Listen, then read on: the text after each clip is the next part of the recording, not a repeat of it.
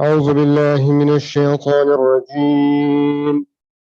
بسم الله الرحمن الرحيم. ياسين والقرآن الحكيم، إنك لمن المرسلين على صراط مستقيم، تنزيل العزيز الرحيم، لتنذر قوما ما أنذر آباؤهم فهم غافلون. لقد حق القول على أكثرهم فهم لا يؤمنون. إنا جعلنا في أعناقهم أغلالا فهي إلى الأذقان فهم مقمحون. وجعلنا من بين أيديهم سدا ومن خلفهم سدا فأغشيناهم فهم لا يبصرون. وسواء عليهم أنذرتهم أم لم تنذرهم لا يؤمنون. إنما تنذر من اتبع الذكر وخشي الرحمن بالغيب، فبشره بمغفرة وأجر كريم. إنا نحن نحيي الموتى ونكتب ما قدموا وآثارهم، وكل شيء أحصيناه في إمام مبين. واضرب لهم مثلا أصحاب القرية إذ جاءها المرسلون، إذ أرسلنا إليهم اثنين فكذبوهما فعززنا بثالث فقالوا إنا إليكم مرسلون. قالوا ما أنتم إلا بشر مثلنا وما أنزل الرحمن من شيء إن أنتم إلا تكذبون. قالوا ربنا يعلم إنا إليكم لمرسلون وما علينا إلا البلاغ المبين. قالوا إنا تطيرنا بكم لئن لم تنتهوا لنرجمنكم وليمسنكم منا عذاب أليم. قالوا طائركم معكم أئن ذكرتم بل أنتم قوم مسرفون. وجاء من أقصى المدينة رجل يسعى قال يا قوم اتبعوا المرسلين، اتبعوا من لا يسألكم أجرا وهم مهتدون. وما لي لا أعبد الذي فطرني وإليه ترجعون. أتخذ من دونه آلهة إن يردني الرحمن بضر لا تغن عني شفاعتهم شيئا ولا ينقذون. إني إذا لفي ضلال مبين. إني آمنت بربكم فاسمعون. قيل ادخل الجنة قال يا ليت قومي يعلمون بما غفر لي ربي وجعلني من المكرمين. وما أنزلنا على قومه من بعده من جند من السماء وما كنا منزلين.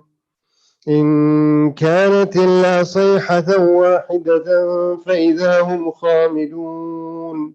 يا حسرة على العباد ما يأتيهم من رسول إلا كانوا به يستهزئون.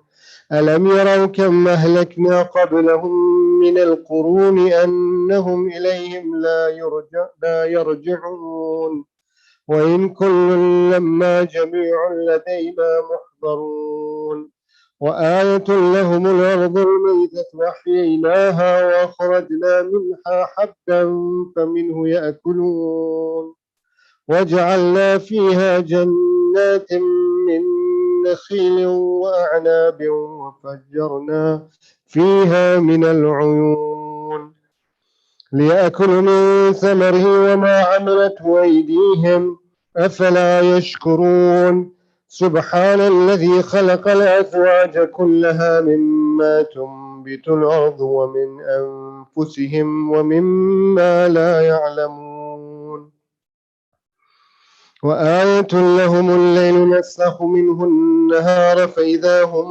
مظلمون والشمس تجري لمستقر لها ذلك تقدير العزيز العليم والقمر قدرناه منازل حتى عاد كالعرجون القديم لا الشمس ينبغي لها أن تدرك القمر ولا الليل سابق النهار وكل في فلك يسبحون وآية لهم أنا حملنا ذريتهم في الفلك المشحون وخلقنا لهم من مثله ما يركبون وإن نشأ نغرقهم فلا صريخ لهم ولا هم ينقذون إلا رحمة منا ومتاعا إلى حين وإذا قيل لهم اتقوا ما بين أيديكم وما خلفكم لعلكم ترحمون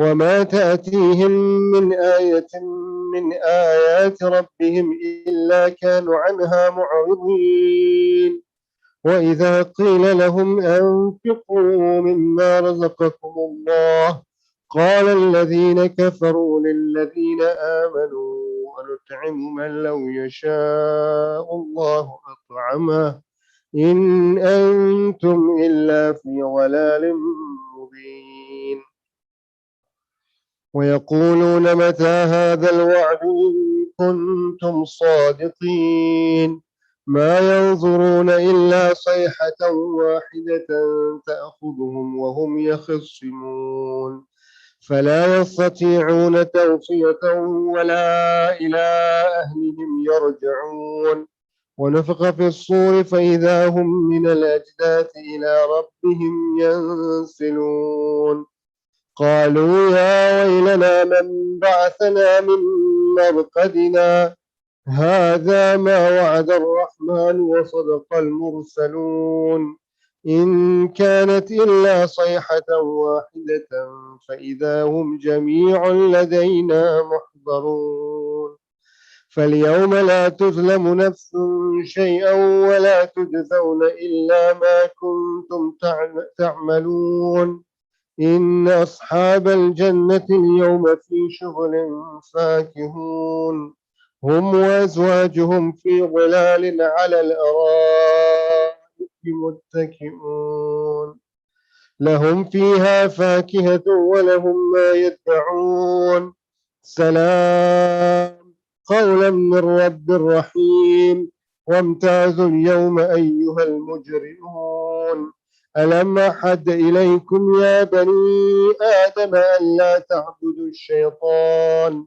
إنه لكم عدو مبين وأن اعبدوني هذا صراط مستقيم ولقد أضل منكم جبلا كثيرا أفلم تكونوا تعقلون هذه جهنم التي كنتم توعدون اصلوها اليوم بما كنتم تكفرون اليوم نختم على أفواههم وتكلمنا أيديهم وتشهد أرجلهم بما كانوا يكسبون ولو نشاء لطمسنا على أعينهم فاستبقوا الصراط فأنى يبصرون ولو نشاء لمسخناهم على مكانتهم فما استطاعوا مضيا ولا يرجعون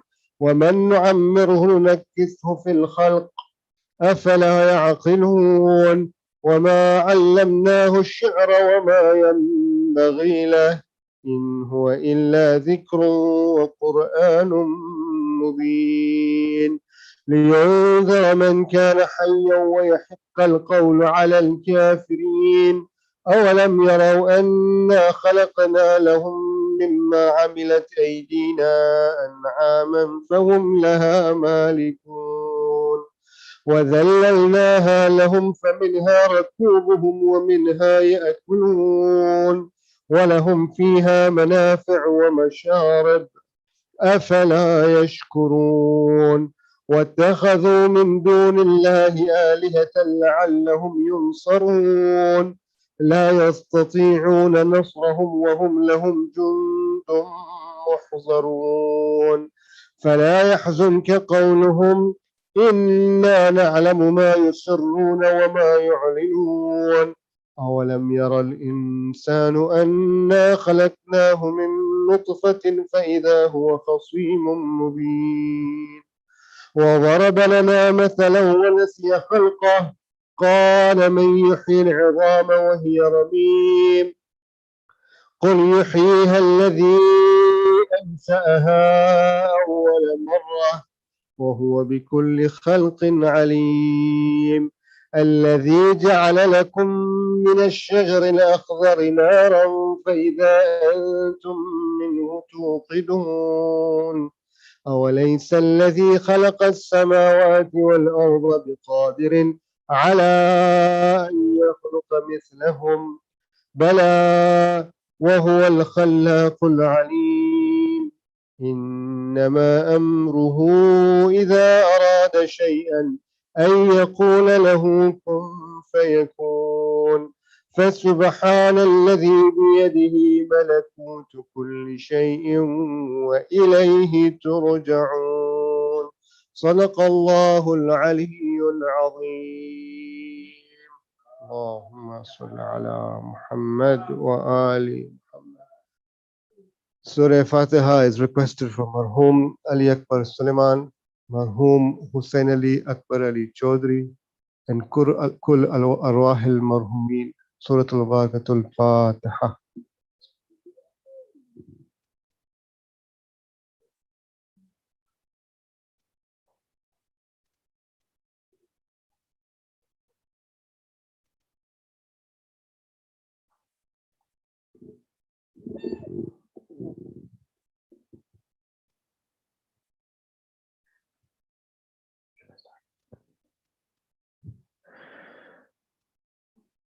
بسم الله الرحمن الرحيم اللهم صل على محمد وآل محمد اللهم إني أسألك وأتوجه إليك بنبيك نبي الرحمة محمد صلى الله عليه وآله يا أبا القاسم يا رسول الله يا إمام الرحمة يا سيدنا ومولانا إنا توجهنا واستشفعنا وتوسلنا بك إلى الله وقدمناك بين يدي حاجاتنا يا وجيها اشفع لنا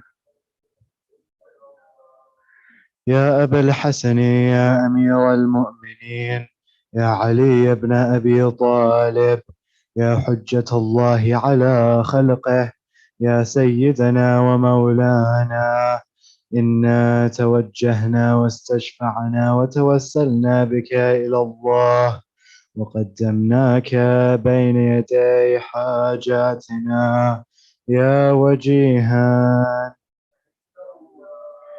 اشفع لنا يا فاطمة الزهراء يا بنت محمد يا قرة عين الرسول يا سيدتنا ومولاتنا إنا توجهنا واستشفعنا وتوسلنا بك إلى الله وقدمناك بين يدي حاجاتنا يا وجيهة اشفعي لنا. يا أبا محمد، يا حسن بن علي، أيها المجتبى يا ابن رسول الله، يا حجة الله على خلقه، يا سيدنا ومولانا، إنا توجهنا واستشفعنا وتوسلنا بك إلى الله، وقدمناك بين يدي حاجاتنا يا وجيها اشفع. يا أبا عبد الله، يا حسين بن علي، أيها الشهيد يا ابن رسول الله، يا حجة الله على خلقه، يا سيدنا ومولانا، إنا توجهنا واستشفعنا وتوسلنا بك إلى الله، وقدمناك بين يدي حاجاتنا يا وجيها اشفع. يا أبا الحسن، يا علي بن الحسين، يا زين العابدين يا ابن رسول الله، يا حجة الله على خلقه، يا سيدنا ومولانا، إنا توجهنا واستشفعنا وتوسلنا بك إلى الله، وقدمناك بين يدي حاجاتنا يا وجيه اشفع لنا. يا أبا جعفر، يا محمد بن علي، أيها الباقر يا ابن رسول الله، يا حجة الله على خلقه، يا سيدنا ومولانا، إنا توجهنا واستشفعنا وتوسلنا بك إلى الله، وقدمناك بين يدي حاجاتنا يا وجيها اشفع لنا. يا أبا عبد الله، يا جعفر بن محمد، أيها الصادق يا ابن رسول الله، يا حجة الله على خلقه، يا سيدنا ومولانا، إنا توجهنا واستشفعنا وتوسلنا بك إلى الله، وقدمناك بين يدي حاجاتنا يا وجيها اشفع لنا.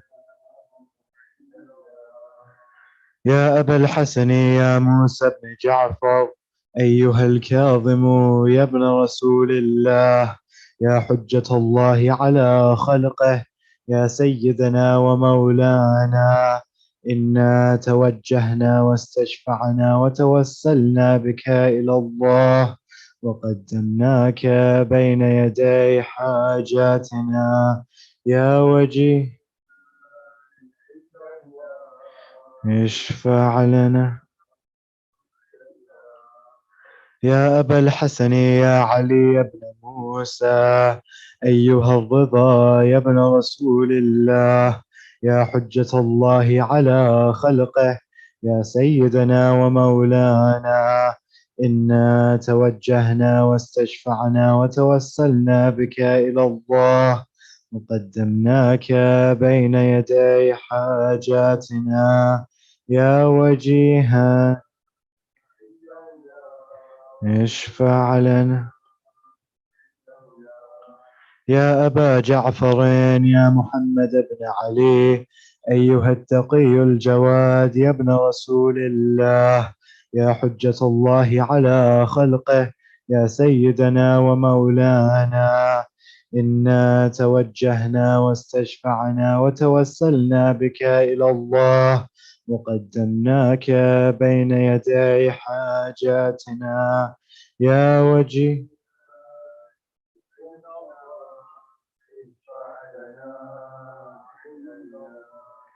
يا أبا الحسن، يا علي بن محمد، أيها الهادي النقي يا ابن رسول الله، يا حجة الله على خلقه، يا سيدنا ومولانا، إنا توجهنا واستشفعنا وتوسلنا بك إلى الله، وقدمناك بين يدي حاجاتنا يا وجيها، اشفع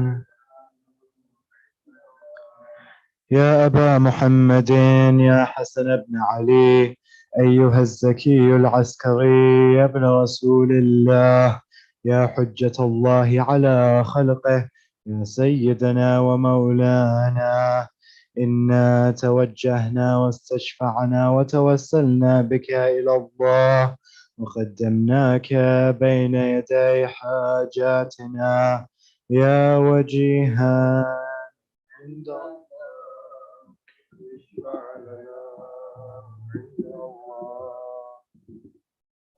يا وصي الحسن والخلف الحجة، أيها القائم المنتظر المهدي يا ابن رسول الله، يا حجة الله على خلقه، يا سيدنا ومولانا، إنا توجهنا واستشفعنا وتوسلنا بك إلى الله، وقدمناك بين يدي حاجاتنا يا وجيها عند الله، اشفع لنا عند الله يا ريهان عند الله، اشفع لنا عند الله يا وجيها عند الله، اشفع لنا عند الله. حاجات.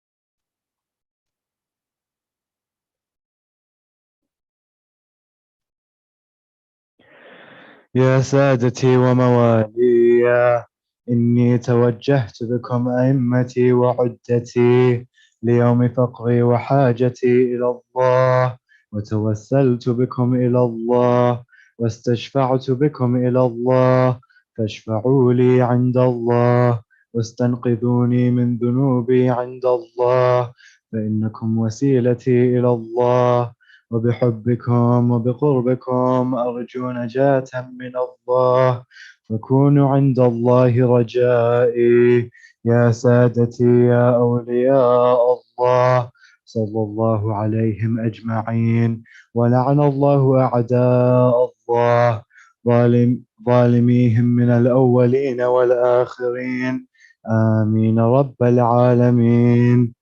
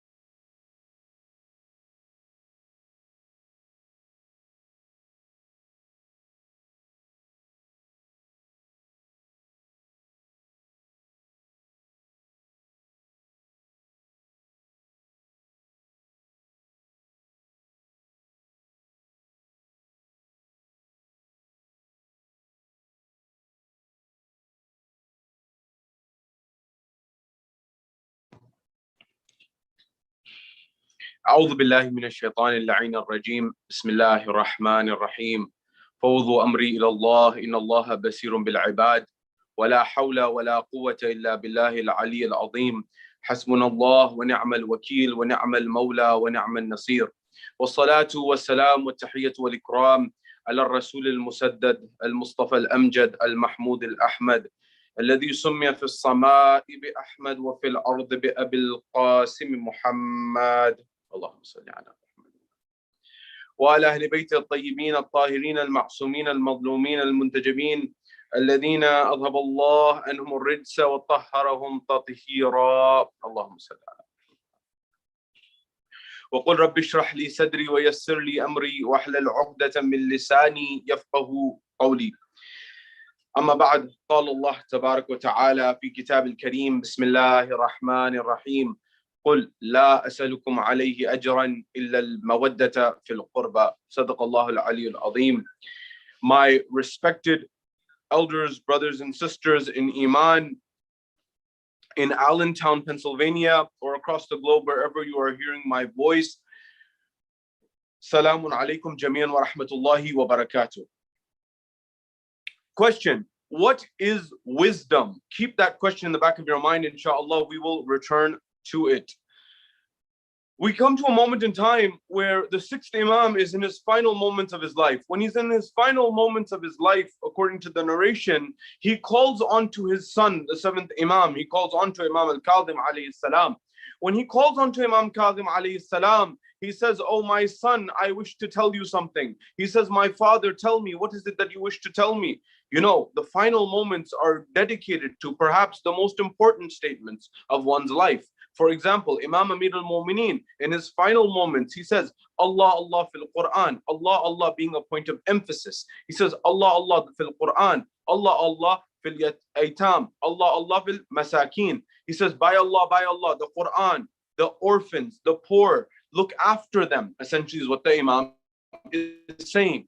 Similarly, the sixth Imam is in his final moments. He has his son, the seventh Imam, in his proximity, and he says to him at that moment, he says, "My son, very soon Allah subhanahu wa ta'ala will bestow upon you a son who will be the Imam after you. He will be known as Alim Ali Muhammad, the scholar of the holy household, the scholar of Ali Muhammad." But the Imam, the sixth Imam, who doesn't stop there. Who's sixth Imam? The one who himself is the one who is Ja'far as-Sadiq, who because of him we are known as Ja'fari according to the Muslim world. The one who was the teacher of Abu Hanifa and Malik and the likes. This Imam who was the one who had 4,000 students in Medina, this one is saying, Ali Muhammad will be your son. But he doesn't stop there. He says, I wish I had the opportunity to meet him. Allahu Akbar.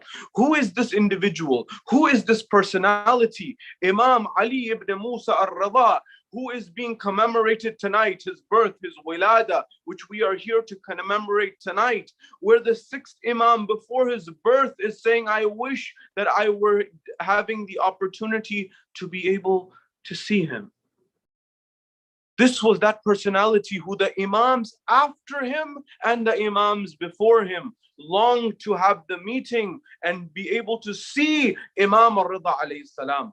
Therefore, in our conversation tonight, we want to look at what is the personality of the Imam? What lessons can you and I derive from his personality in our own lives so that we can live a more harmonious life, we can make the world in which we live better, we can make our communities better, and we can solve some of the problems that we face on a day-to-day basis, locally, nationally, and even globally, by understanding the lessons that are derived from the life of this holy Imam.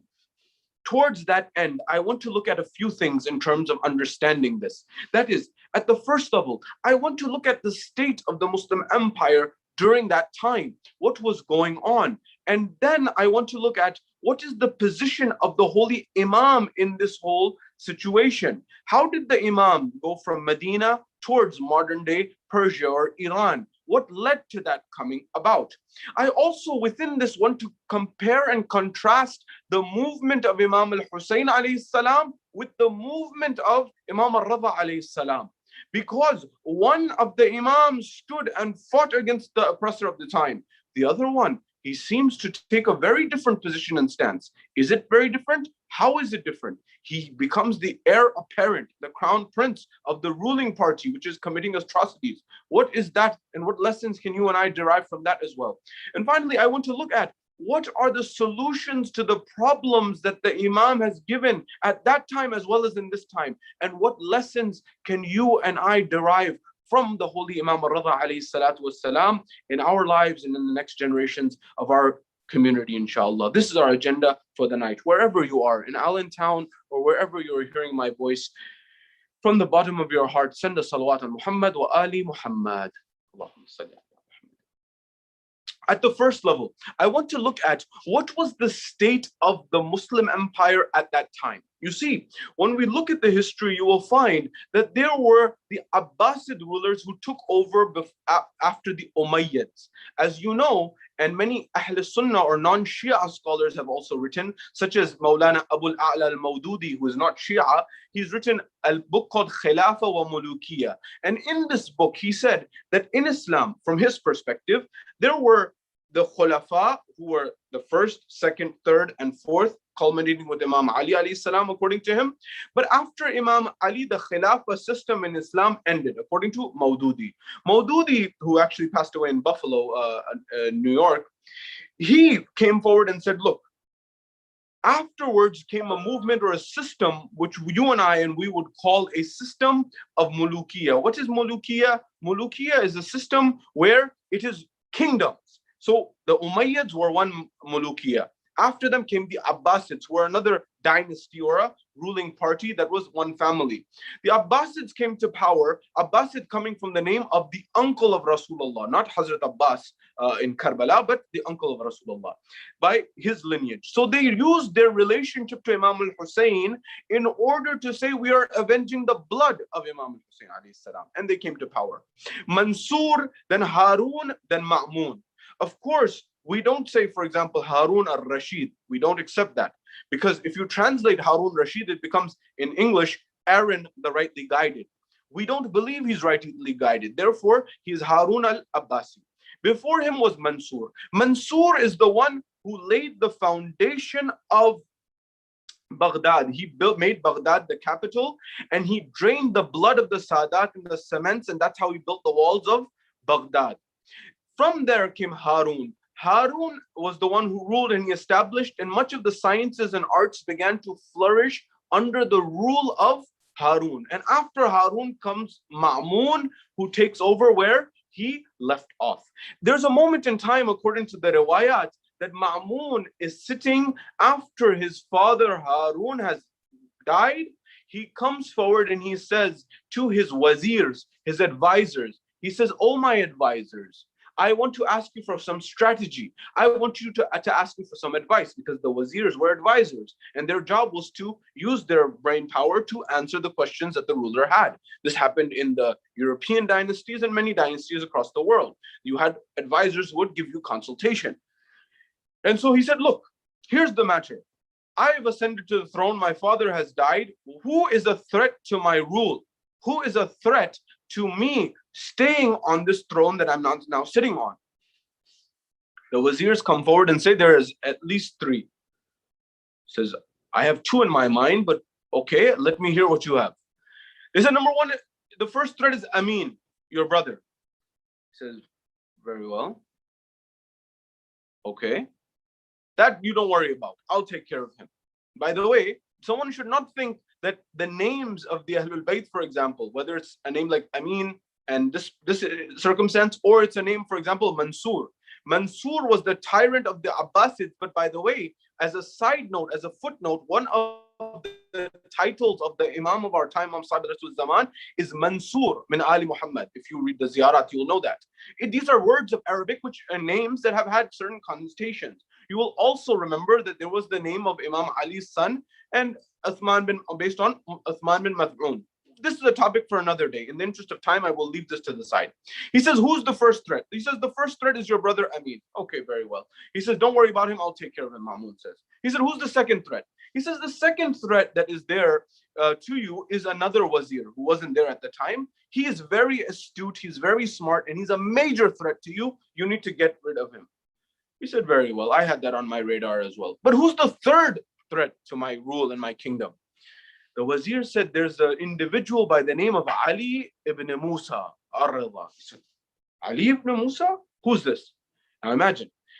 He says at that point in time, where is he based? Where does he live? He says he lives in Medina. What is his affiliation? He is affiliated with the holy household of Rasulullah, of the holy Prophet Muhammad. He says, well, what's my threat to him? He says, what is my threat from him? He says, the threat that is to you is that the people love him, and the people harbor and keep the love of him in their hearts. At that point in time, he said, anyone who comes close into contact with that individual, Ali ibn Musa, they get attracted to him and they start to follow. So you may have all the power, you may have the palaces, you may have the wealth, you may have everything physically, but he has the thing that you can't measure. He said, very well, call him and bring him towards me. When he said, bring him towards me, they made arrangements to bring the Imam. But Ma'mun said, look, make sure he doesn't interact with anyone on his way. Make sure he is not taken through the main routes. He's not taken to the main routes.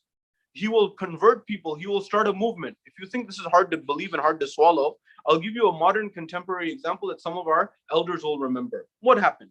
Not too long ago, maybe about 45, 50 something years ago. Many people were alive during this time. What is the period? Ayatollah Sayyid Khomeini. Sayyid Khomeini is exiled from Iran. When he's exiled from Iran, where does he go first? Some of you will remember. He ultimately ends up in different places, and ultimately he ends up in, for example, Najaf and also Paris ultimately. But the first place he was exiled to was, if we had Slido or something, if we had something like Kahoot, I would ask you this question. He was exiled to Turkey. When he was exiled to Turkey and he ended up in Turkey, he was in a quiet village. But when the people in Turkey found out that a Sayyid has been exiled here and was living in their town, they started coming to Sayyid Khomeini and they began to ask him questions and they began to be moved by his spiritual demeanor. This is not the Imam. This is not a Masoom. This is a normal person, a human being like you and I. And he had this impact on the town. They said, get him out. Turkey didn't want him anymore. They had him exiled away. Then he went to Najaf and then he stayed in Najaf, and from Najaf he was exiled, and then he ultimately ended up in Paris. So imagine if this is one scholar, imagine the position of the Imam, which is much, much above.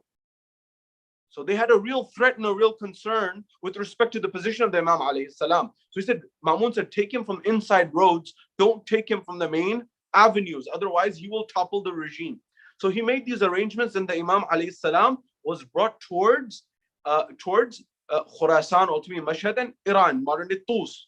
We call him Gharib al-Tus. The Imam, before he departed, of course this is his Wiladat and his commemoration, but he asked his relatives to mourn him because he would not return. He told them at that point in time. This is something for us to consider. Now, at that point in time, but why is the Imam called Alim Ali Muhammad? He is called Alim Ali Muhammad because he had the opportunity to spread the knowledge of the Ahlul Bayt, not at a local level, not only at a national level, but at a global level. And this was unprecedented. Yes, it started slightly in the time of Imam as-Sadiq, as students would come. But most of the students were from the Muslim Empire in the University of Imam as-Sadiq. Yes, there were some from outside as well, but most of them were, for example, from Kufa, from Basra, from Misr, and other places within the Muslim Empire, but there were some exceptions, of course. But during the time of Imam Reza alayhi salam, Ma'mun, who according to historians had a love for history and philosophy. In fact, the historians say that he had seen Aristotle in a dream. And when he saw Aristotle in a dream, this is something that validated his love for philosophy, as he said. Another time, I don't have time, but just very quickly moving along on this front. So when Ma'mun would call the top intellectuals from all over the world, not only the Muslim world, but for example, it's documented that Ma'mun had connections and communication with Charlemagne, for example, the ruler, the king, the Frank king, Charlemagne, the Christian king. And he actually sent him gifts. In fact, he sent him a water clock, which Charlemagne was looking at and was shocked and baffled by how was this created? Was this magic, for example? Now, I want to stop here and pause here, for example, the philosopher Bertrand Russell. Bertrand Russell is one of the preeminent philosophers of the 20th century. And Bertrand Russell says something interesting, especially for our university students and those who are interested in history and philosophy. He says, look, we in the West, of course, he was in England, we in the West, he says, we look at and we define our world as from the Christian narrative. He says, we look at 600 AD to 1000 AD AD, and we say those are the dark ages. However, Bertrand Russell himself says that if you look at this period, this is the same period where the Tang dynasty in China was flourishing, and it was the one of the most artistic, vibrant communities or dynasties. He said at the same time, the Muslim world was flourishing. According to historians, 800 AD to 1100 AD, this is called the golden age of the Islamic Empire. He said they were flourishing. So we think that civilization is the Christian narrative of civilization, whereas civilization is much broader and it includes the Far East, the Near East, the Middle East. And these people were thriving during this time. So it's very important about how we analyze history. So what was going on here? Harun and Ma'mun were patronizing the arts and the sciences. And for example, in this period, you had algebra come out of this period. Kitab al-Jabr wal-Muqabil by Muhammad al-Khawarizmi came out of this period. For example, the works of many advances in chemistry and mathematics and physics, al-Jahiz, for example, you had the likes of the Muqaddimah of Ibn Khaldun. I've mentioned this before, you may recall, Mark Zuckerberg, the founder of Facebook, he recommended in his book club this book, Al-Muqaddimah by Ibn Khaldun, who lived during this period, to his staff and people who are interested in reading. Why is he recommending a 1,000-year-old book to people to read? He said this is one of the first books on sociology and studying the history and identifying the patterns of history. He's looking at that and he said that this is worth studying and reading at that point in time. So many things came out of this period.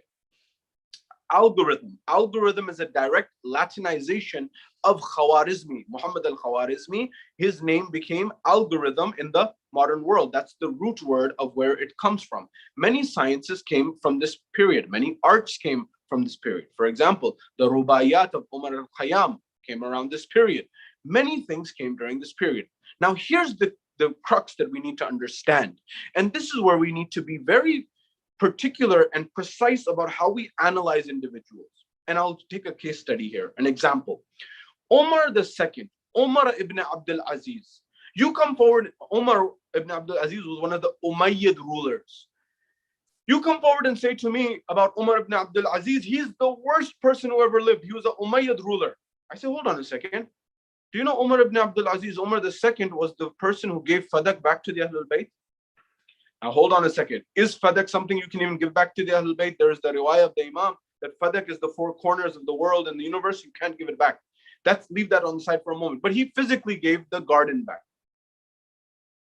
Now you say, oh, and I tell you this, oh, no, he's the best person in the world. You know, some people go to this extreme. They say, Umar ibn Abdul Aziz, best person who ever lived. But hold on a second. He didn't give the right back to the Ahlul Bayt. That is, he didn't give the seat of Khilafah that he was sitting on. That was the right of the Imam. He sat there and he didn't give it back. So he's not perfect. Therefore, we need to look at and analyze these aspects of the equation. Now, what's going on here?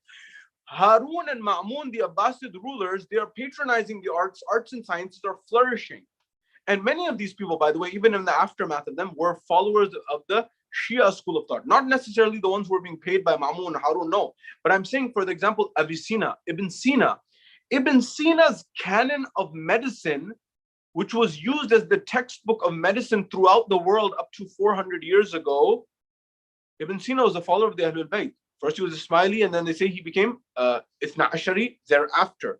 But Avicenna or Ibn Sina gave tremendous contributions. Jabir ibn Hayyan, who was a student of Imam al-Sadiq alayhi salam, is the founder of alchemy, or one of the fathers of alchemy, I should say. You know, today, for those of you who have studied chemistry, we may say alchemy, we may laugh at it. Alchemy is the science or the art and science of trying to turn gold, some metal into gold. But much of the work that was done in alchemy, by the way, side note, Newton, Isaac Newton, he wrote extensively on physics, Tawheed, monotheism, and a third thing called alchemy. Read the writings of him. It was something that some of the greatest minds worked on at that time. It's very easy for us to look back at it now and say this is not authentic or whatever. But the point I'm getting at is what Jabir ibn Hayyan did in alchemy helped laid much of the foundation of modern chemistry or the works of chemistry. It was a precursor to it. So these are also followers of the Ahlul Bayt. But what's the lesson for you and I? The lesson is you and I must try to revive that that demeanor and disposition of knowledge in light of the teachings of the Ahlul Bayt. So for our youth and the next generation, become the top computer scientists, become the top engineers, become the top physicians, become the top researchers, economists, whatever field you're interested, go to the top in it and contribute at the highest level to become that individual who makes our society better, who finds cures to vaccines, whether it's advanced strains of COVID or cures to cancer or heart disease. Do that, and do that through the motivation of the inspiration of the Ahlul Bayt, in particular Imam al-Rida on this particular night. Imam al-Rida alayhi salam, the alim of Ali Muhammad, gives us this lesson for you and I to take home. But now I want to come to something very important.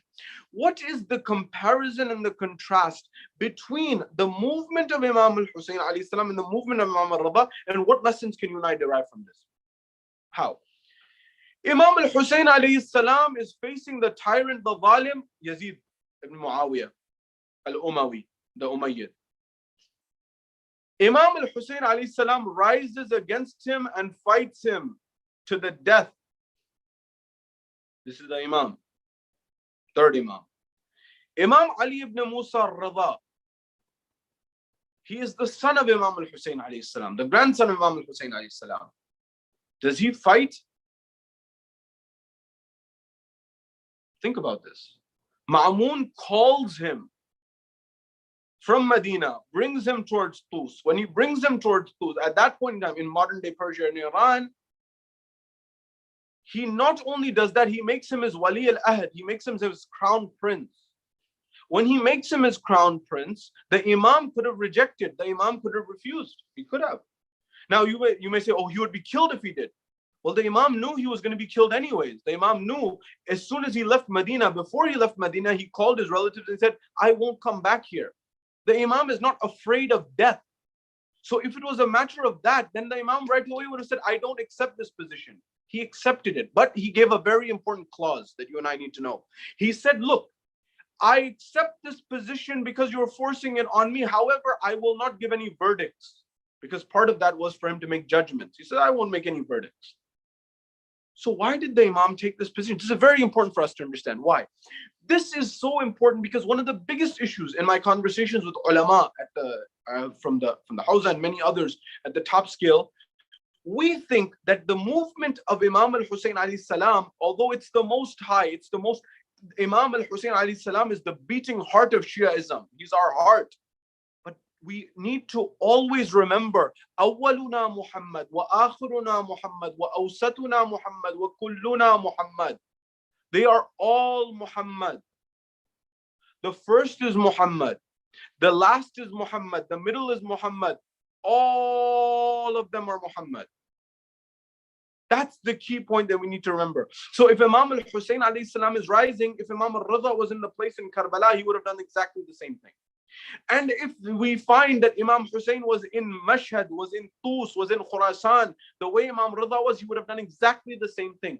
Therefore, we need to understand one thing, and that is that the stand or the silence or the sitting or taking the heir apparent position of the Imams was based on circumstance. It was situational. Not all situations, not all circumstances are the same. Therefore, what is the principle from this? If the Imam took a position in a government, what is the hujjah for you and I in this? What's the lesson for you and I in this? And this is what I have referred to the ulama on deferred to them on. You see, just because the Imam does something does not necessarily mean that you and I have the opportunity or right to do it. Because the Imam sees all of the dimensions of the equation. Of course, not to the level of Allah subhanahu wa ta'ala, but they see many more dimensions than you and I see of the equation. Now, the question is for us, are we allowed to participate in civic engagement? Are we allowed to get involved at the local level, at the national level? Are we allowed to do these things? What is the answer to this? Can I get involved in politics? This is, according to our ulama, your first responsibility is to weigh the pros and cons. How do you do this? Number one, you first need to make sure you know your deen, you know your religion. The same way that if you go into business, according to the riwayat of Amir al-Mu'mineen and the Ahlul Bayt, a person who goes into business without knowing the rules and regulations of Islam is a person who has transgressed the rules of Islam. Therefore, you need to know the rules. Similarly, if you want to go into political engagement, you need to know the rules of Islam, number one. Now, once you know that, the second element is to take consultation from experts. And this could be people who are political experts as well as religious experts, and get their guidance and advice. About what? About, can you actually have impact? Can you actually have a benefit in your society, in your community? That is your being in a position, for example, going to save the lives of people, in particular the followers of the Ahlul Bayt? This was a big theme throughout the lives of the Imams. For example, you'll remember the event of Ali bin Yaqtin, or the individual by Ali bin Yaqtin. Is your being in politics going to save someone's life? Is it going to enhance the opportunities of the Shias? For example, there's many times where the Shias were persecuted heavily throughout times. Not only were they killed, but also they were economically discriminated against. Till this day, if you go to certain parts of the Middle East, the Shia community, for example, in particular, doesn't have the opportunities that other communities have. So can you help enhance that? Can you help preserve the belief system in and of itself? These are some examples. But all of the scholars say, as far as the scholars of Najaf, in particular voting, for example, in your particular municipalities and localities, this is something that is encouraged to do, to make sure that your voice is heard. This is what we get from the lesson of the Imam. It's not a trivial question as to why the Imam did not just remain silent and just remain in his position. He took on the crown prince, although he said, I'm not going to give any verdicts. This is very important for you and I to look to analyze and to think about, in order to implement that in our own lives, to understand how do we solve some of these issues that you and I are facing today. I want to mention something very important here with respect to the vision of this Imam. You see, many of you, may Allah grant you the visitation of Imam al-Rida alayhi salam in Mashhad. Imam al-Rida alayhi salam, as you know, right by the feet of Imam al-Rida alayhi salam, in the most holy sanctuary of Imam al-Rida alayhi salam, we have riwayat that say the ziyarah of Imam al-Rida is on par with the ziyarah of Imam al-Hussein in Karbala. This is how much emphasis has been given on the ziyarah of Imam al-Rida alayhi salam. Imam al-Rida alayhi salam himself says, remember what Imam Sadiq said at the beginning, I wish I had the opportunity to visit him. This same Imam, the 8th Imam himself, is saying, whoever visits me while I'm alive or after my death, Imam himself says, I take responsibility of what? That I will come to assist him or her. When? In the most difficult and dire times. Which times? Number one, when Munkar and Nakir are asking the questions in the grave. Imam Rida alayhi salam says, I will come to help and assist. When you are in that moment, I will come to your aid. Imam alayhi salam says. He said, when else? He said, I will come to your assistance on the day of judgment when your deeds are given to you. And people will be asking and they will be calling out. No one will be worried about their father, mother, child. Everyone will be saying one thing, me, me, me. يَوْمَ لَا يَنْفَعُ مَالًا وَلَا بَنُونَ إِلَّا مَنْ أَتَى اللَّهَ بِقَلْبٍ سَلِيمٍ. No one will be asking about any relative. It will just be the only one who will be tranquil, the one who has qalb salim. That's it. He says, I will help you on that day. And at that time, when the deeds are given. When else, Yabna Rasulullah, will you help and assist? He said, I will help on Sirat, on that bridge, which is thinner than a hair, that is sharper than a sword, that is hotter than fire. I will help you when you need it most. I will help you there, Imam al-Rida, the one who visits Imam al-Rida alayhi salam. And finally, he says, I will make sure that Imam, the first three are after death. The fourth one, he says, in this dunya, anyone who visits my grave, who holds on to my zariyah, to my shrine, to my mausoleum, I take guarantee that I will make sure your dua is granted in the court of Allah subhanahu wa ta'ala. One of the best tawassul, we just recited beautifully, dua tawassul, our dear brother recited. This dua tawassul, the Imams have the ability to do tawassul on our behalf to Allah subhanahu wa ta'ala, regardless of anyone saying that this is ghulu. These are people who think that they read a book or two and they think they've aspired to the highest levels. The Imams are those individuals who are scholars. Who are scholars? Scholars are Sayyid Sistani. Scholars are Sayyid Hakim. Scholars are Sheikh Bashir Najafi. Scholars are the likes of Sheikh Ishaq Fayyad. Scholars are Wahid al-Khurasani. These are the people who are going to tell us what is their acceptable dua and what's not. We're not here to listen to people on YouTube and tell us their opinions and for us to follow. Get your religion from the true scholars. They're the ones who dedicate their lives to these things. They're going to tell us what's right and what's wrong. Therefore, when we look at these du'as, one of the best intercessors is Imam al-Rida alayhi salam. Imam al-Rida alayhi salam says, the one who visits me, I will look after him. This individual, right in the holy shrine of Imam al-Rida, right by the feet of Imam al-Rida, who's buried? Right by the feet of the most holiest personality is buried one of the most wretched personalities, one of the worst people. Who? Harun. Harun al-Abbasi is buried right by the feet of Imam al-Rida alayhi salam. Why? How did that come to be? What happened? There's a riwayah, there's a narration which is often not recited. Many of you may have heard it, you may have not heard it. But the Imam, during his own life, Imam al-Rida alayhi salam, he called on to one of his companions. When he called on to one of his companions, he came forward. This individual was from modern day, what we would call Afghanistan, Herat. And he said, look, Ma'mun has called me. I'm saying this about the power of dua. Although this is part of the latter part of Imam al-Rida's life. But I think the lesson here is very important for you and I to remember. He calls on, he says, Ma'mun is calling on to me. He says, Ma'mun has the intention of doing something. Before this, he said to his companion, he said, oh my servant, oh my companion, go to the grave of Harun and go and get for me the dust that is around his grave from all four sides. The companion goes, he takes the dust from all four sides, he comes back, he comes to the Imam. Then the Imam takes the dust from one side, he smells it, he said, this is from his right side, is it not? He said, yes. He says, give me the other one. He says, he takes it, smells it, he says, this is from the left side, is it not? He said, yes. He says, then he looks by, then he gives him another. He says, give me the next side. He gives him the other dirt. He smells it, he says, this is from the feet, is it not? He said, yes. He says, give me the fourth. He smells the fourth, he says, this is from the head, and this is where I will be buried. Although Ma'mun will want for me to be buried by the feet of his father. Keep that in mind. At that point in time, the Imam said, look, Ma'mun has called onto me. He will call me to his darbar, his court. When Ma'mun called me to the court, Imam Rida is saying this. He says, if I come back to you in a state where my head is open, then speak to me and talk to me and we are fine.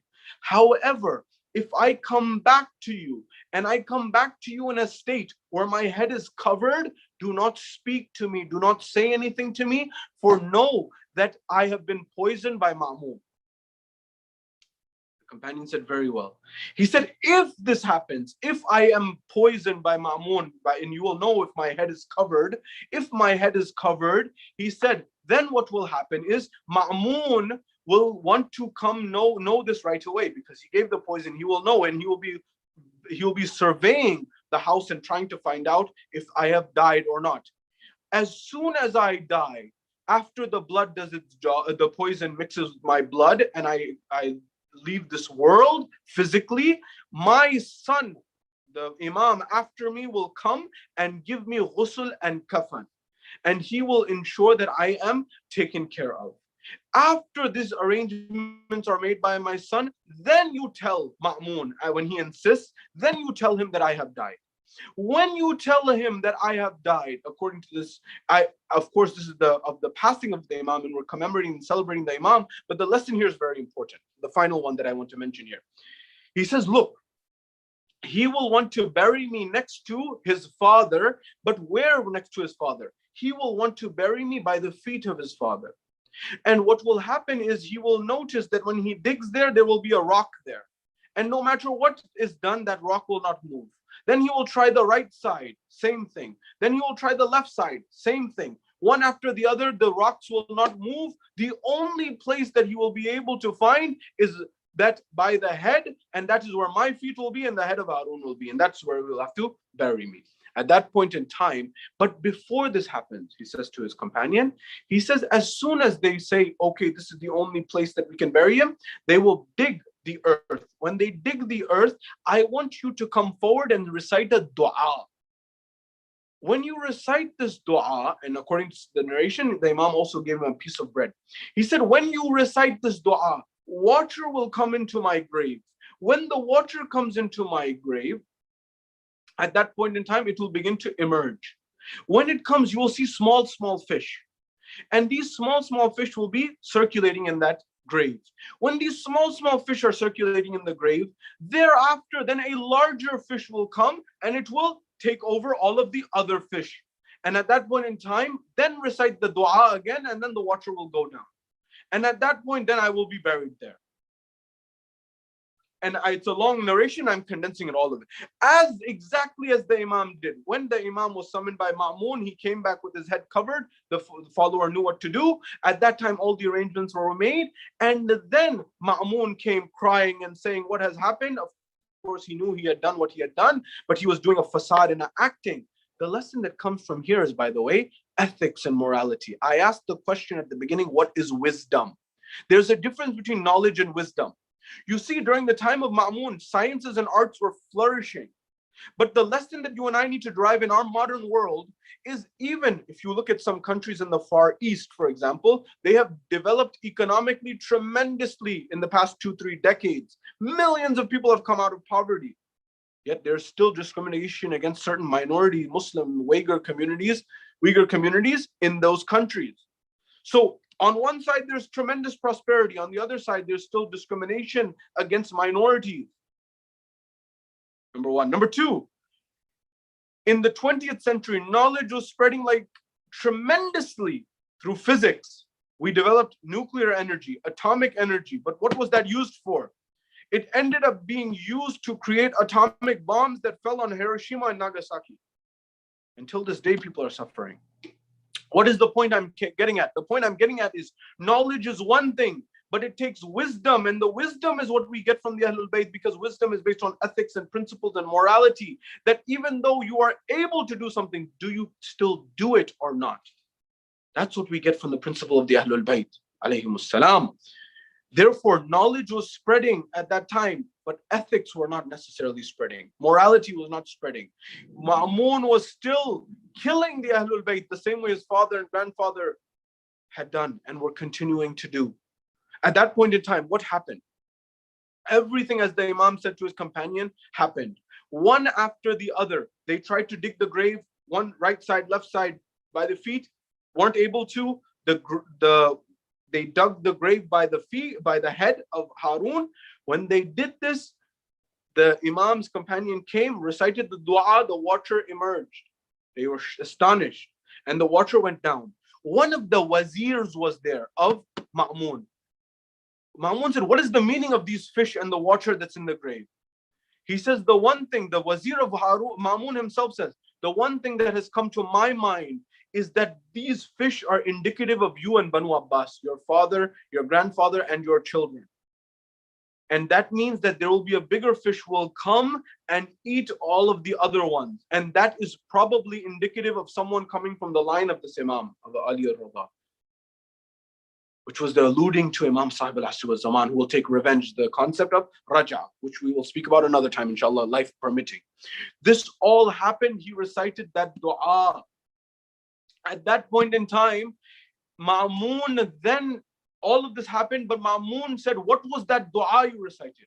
According to the riwayah, this Shia, this companion of the Imam, he forgot the dua. He literally forgot the dua. It was not intentional. But Ma'mun thought he was keeping it secret. He imprisoned him. When he imprisoned him, at that point, 1 year passed. And Ma'mun said, if you do not tell me tomorrow, I will behead you. And that night he did dua, and the son of the Imam, our 9th Imam, came to his assistant. And he said, Yabna Rasulullah, why didn't you help me? He said, because you only asked me last night. You didn't ask me before. He said, I've been doing dua for 1 year. He said, you weren't doing dua the same way, because today is when the voice was heard. The answer to you and I is, do we do dua in the right way? Nadir Shah was the ruler 300 years ago of Iran. Nadir Shah is the one who also invaded India at some point in time. He went to the shrine of Amir al-Mu'mineen and he saw blind people who were there doing dua for their sight. He said, look, if I come back tomorrow and you do not have your sight, I will behead all of you. When he said this, he came back. The next day, people were doing dua. The blind ones were doing dua in a way they've never done dua before. At that point in time, they said, "Oh Amir al-Mu'mineen, our life is on the line." At that point in time, he came back the next day, Nadir Shah. According to the narration, Nadir Shah noticed those people who just yesterday they were not able to see, today they were able to see. And Nadir Shah says the famous statement, according to the historians, that Ali did not stop giving. Ali did not forget how to give. They had forgotten how to ask. Of course, du'as are all accepted by Allah subhanahu wa ta'ala. But the wasila are the Ahlul Bayt alayhi salam, who help us in the most difficult times. If you don't believe me, consider this. Not very long ago, in our lifetimes, there was a very famous Nawha reciter in Iran. This Nawha reciter in Iran, he would go for the ziyarah of Imam Reza alayhi salam every single time. And when he would go for the ziyarah, he would take some gift, maybe 10,000 toman or 15,000 toman. This particular time, as a gift to the Imam, he brought 20,000 toman. When he brought 20,000, as I draw to a conclusion very quickly, inshallah, in the final few moments, he brought these toman for the Imam, and he would give it after his ziyarah. He says, as I was leaving the haram of the Imam, on my way, yes, you know, it's very crowded, he bumped into an elderly lady. When he bumped into this elderly lady, she got hurt, she fell.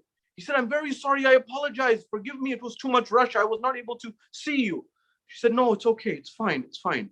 He said, I felt bad, the Noha reciter said, I felt bad. Remember, the reciters of the Ahlul Bayt, the people before and after, don't take them lightly. Because the respect the Imams have shown to the reciters, you and I cannot fathom. Nonetheless, he said, I had a thought in my mind. The mind gave me a thought. What was the thought?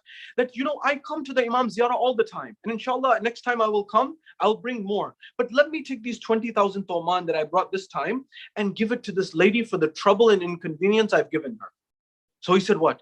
He went and took those 20,000 toman and he went to the lady. He said, oh lady, I have a gift for you. I gave you inconvenience. I hurt you. Can you please take this on as an apology for my behalf? He said, no, it's okay. My son, don't worry. It's okay. You didn't mean to. It's an accident. I'm okay. He said, no, I insist. I said, well, very well. What is it? He said, look, it's some money. He said, it's 20,000 toman. I bring this wealth to Imam al-Rida. Next time I come, inshallah, I will bring more for the Imam, but I want to give you this before your inconvenience. It's 20,000 toman. She didn't cry. She didn't say a moment before this. She didn't say anything. As soon as she heard 20,000 toman, she began to cry. She said, what happened? Is it not enough? Is there a problem? What's the issue? She said, no, my son, no. She said, I came here for one reason, to do dua, to do tawassul to the Imam to help me in my dire situation. Why? Because my son is getting married. And I don't have the money for the wedding of my son. But that's not the issue. That's not the matter. The matter is this. I know exactly how much I needed, and I pleaded to the Imam that I need 20,000 to'man for my child's wedding.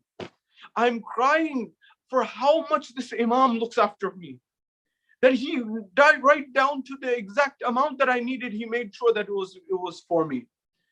These are the Imams who help in that environment. Believe me, that if we put our hand on our heart, the Imams will help you and I. In Allentown, in America, wherever we may be, the Imams are there to assist through their tawassul in our most dire circumstance. Think about this. Sheikh Bahai, as I finally conclude, Sheikh Bahai was the one who was the architect designer of the shrine of Imam al-Rida. He was a big scholar, a polymath. Many knowledges, he knew many sciences and many arts. He wrote a taweez and he told the constructor to put this taweez on the door of the shrine of Imam al-Rida. It's about 400 years ago. He said, he went on a journey. When he came back, he said, did you put that taweez, that amulet on the shrine? The constructor said, no. He said, why? He said, one night I saw Imam al-Rida in my dream and he said, don't put it there. I thought it was just a dream. A dream is not a hujjah. He said, the second night I saw the same dream. He said, third night, fourth night, I saw the same dream. I said, this is not a coincidence. I didn't put it. The Imam told me that this amulet is not to be put there. Sheikh Bahai began to cry. He said, do you know what I wrote in that taweez? Do you know what I wrote in that amulet? He said, what did you write? He said, I wrote, may no sinner come into this door. May no sinner come through this door of this Imam. Ajru, Allahu Akbar. This is the fadail of the Imam, that we are commemorating his wilada. But how much does the Imam care about you and I? That even the sinner, he allows them to come into his door. This is the grandson of Hussein ibn Ali who forgave Hur. This is the same Ali Rada who forgives the people who come to his court. This is that individual. The poet says, Dono jahan ki mangta ni'mat Hussain se. Dono jahan ki mangta ni'mat Hussain se. کم ظرف مانگتا رہا بیعت حسین سے. کم ظرف مانگتا رہا بیعت حسین سے. اور آیا تھا سب سے دیر میں لیکن کمال ہے. آیا تھا سب سے دیر میں لیکن کمال ہے. ہر سب سے پہلے لے گیا جنت حسین سے. The poet says that Hur came very late. He was the last one to come, but he was the first one to take paradise from Hussein by sacrificing his life. Final 2 lines of poetry in honor of Bibi Ma'suma, whose days we are commemorating just last week, and Imam al-Rida together. These 2 brothers and sisters are like another brother and sister who you and I will remember. The poet says, with respect to the relationship between Imam al-Rida and Imam Bibi Ma'suma and Imam Hussein and Bibi Zainab, what does he say? جب بھی میں قم گیا مشہد کی فضا سے پہلے. جب بھی میں قم گیا مشہد کی فضا سے پہلے. جب بھی میں قم گیا مشہد کی فضا سے پہلے. یوں لگا شام گیا کرب و بلا سے پہلے. The poet says, whenever I went to Qum before Mashhad, I felt as though it was like I was going to Sham before Karbala. These are 2 brothers and 2 sisters. We ask Allah subhanahu wa ta'ala to bless this holy gathering by Imam al-Rida alayhi salam and the right of Imam al-Rida, who helped the Noha Khan, who helped Sheikh Bahai and allowed people of all types to come to a shrine. Ya Allah, grant us our hajat in this night by Imam al-Rida alayhi salam. Ya Allah, anyone who's ill in this night, whether they have COVID or any other illness, Ya Allah, grant them shifa. Anyone who has a financial difficulty, Ya Allah, grant them alleviation from their financial difficulty. Ya Allah, anyone who has exams, any of our youth who are taking tests, who are studying, Ya Allah, grant them excellence in their studies. Ya Allah, hasten the reappearance of the Imam of our time and allow us to be amongst his companions when he returns. Inshallah, life permitting, I wish to see the Mu'mineen of Allentown. I miss being the Jashan with you, and inshallah, life permitting, we will see each other very soon. Wa akhiru da'wana alhamdulillahi rabbil alameen. Sallu ala Muhammad wa ali Muhammad.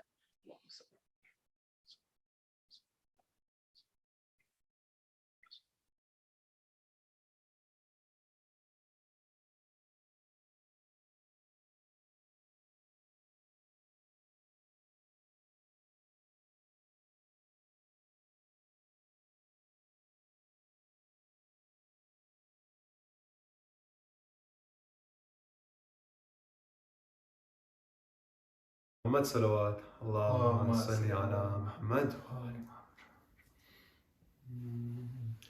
المدد مولا رضا المدد مولا رضا المدد مولا رضا المدد مولا رضا المدد مولا رضا المدد مولا رضا. نانا نبی دادا علی نانا نبی دادا علی دادی تیری خیر النساء المدد مولا رضا المدد مولا رضا المدد مولا رضا المدد مولا رضا المدد مولا رضا.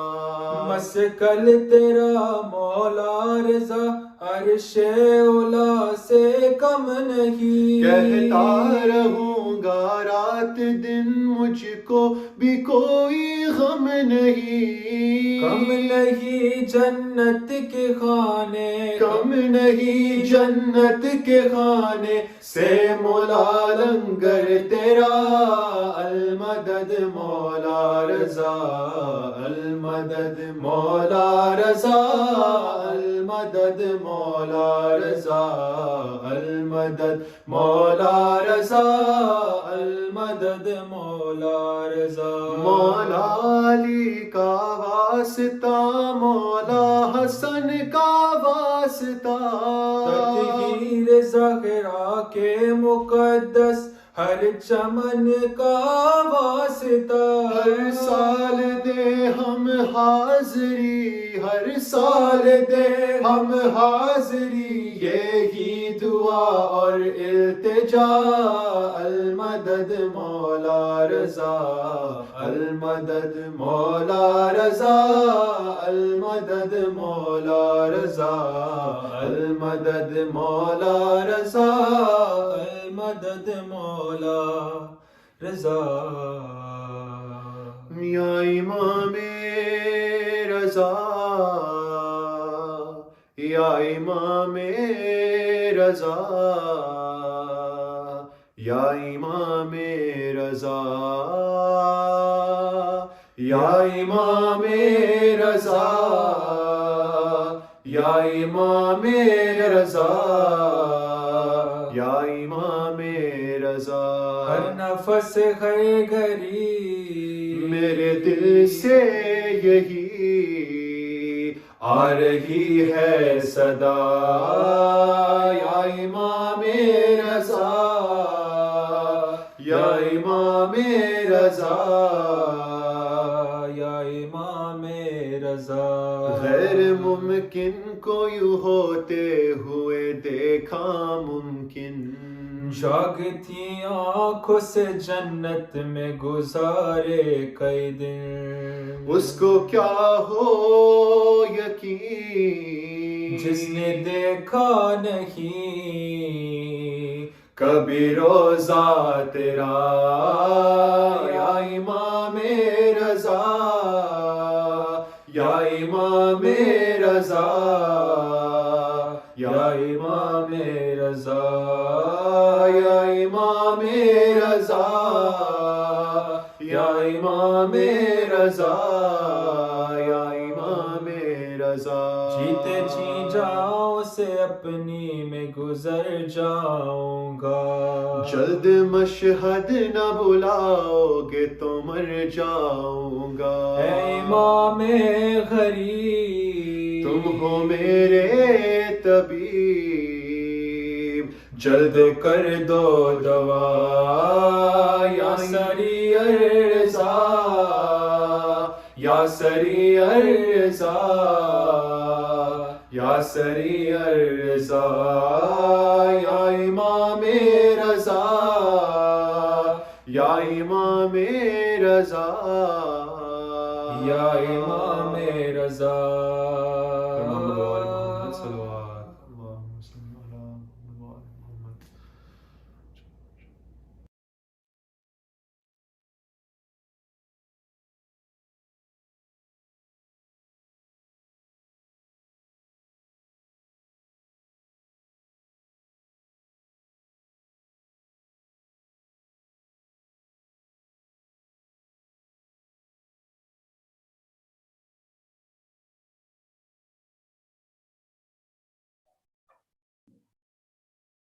سجود امام رضا باوجھ بلند صلوات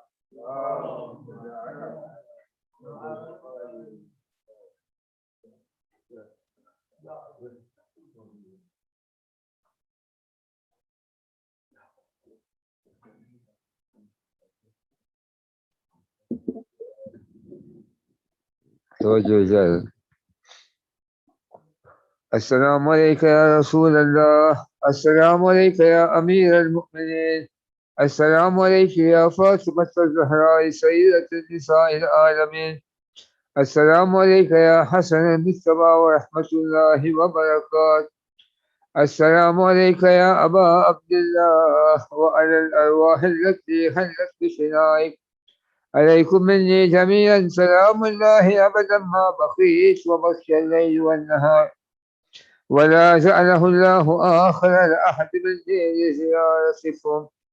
السلام على الحسين وعلى علي بن الحسين وعلى أولاد الحسين وعلى أصحاب الحسين، خصوصا سيدي ومولاي أبا الفضل العباس ابن أمير المؤمنين، وقاسم بن الحسن، ومسلم بن أكيل، وهانئ بن عروة، وحبيب بن مظاهر، وهوي شهيد الياي.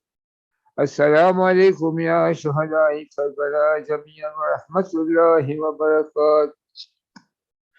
السلام عليك يا شمس الشموس وأنيس النفوس، أيها المدفون بعز سوس، الرضا المرتضى الراغب الفضل والخضا، مولانا علي بن موسى الرضا، كن شفيئنا وشفيء والديا في يوم الزلق.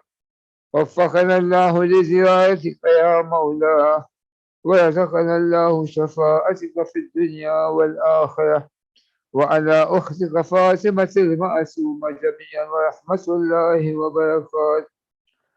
السلام عليك يا مولانا يا صاحب العصر والزمان، الأمان الأمان الأمان. السلام عليك يا خليفة الرحمن، السلام عليك يا شريك القرآن، السلام عليك يا إمامنا وإمام الإنس والجان ورحمة الله وبركاته. اللهم صل على محمد وآل محمد. بسم الله الرحمن الرحيم. دعاء الشفاء المريض. أمن يجيب المضطر إذا دعاه ويكشف السوء، أمن يجيب المضطر إذا دعاه ويكشف السوء، أمن يجيب المضطر إذا دعاه ويكشف السوء، أمن يجيب المضطر إذا دعاه ويكشف السوء، أمن يجيب المضطر إذا دعاه ويكشف السوء. اللهم صل على محمد وآل محمد.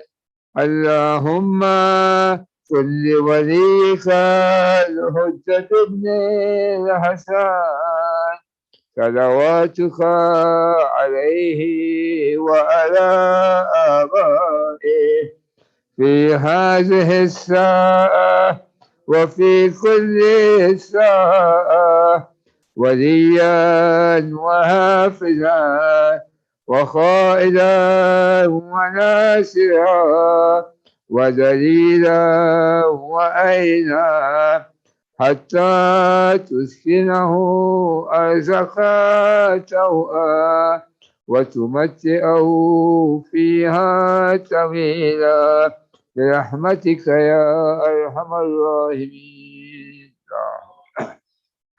محمد وآله على أرواح المؤمنين والمؤمنات. ثواب الفاتحة.